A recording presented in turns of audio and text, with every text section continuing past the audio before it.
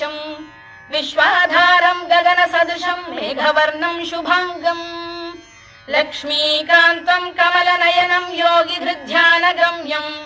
वन्दे विष्णुम् भवभयहरम् सर्वलोकैकनाथम् मेघश्यामम् पीतकौशेयवासम् श्रीवत्साङ्कम् कौस्तुभोद्भासिताङ्गम्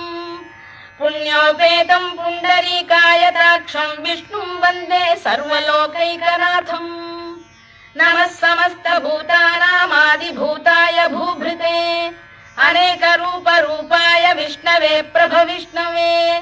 सशङ्खचक्रम् सकिरीटकुण्डलम् सपीतवस्त्रम् सरसीरुहेक्षणम् सहारवक्षस्थलशोभिकौस्तुभम् नमामि विष्णुम् शिरसा चतुर्भुजम्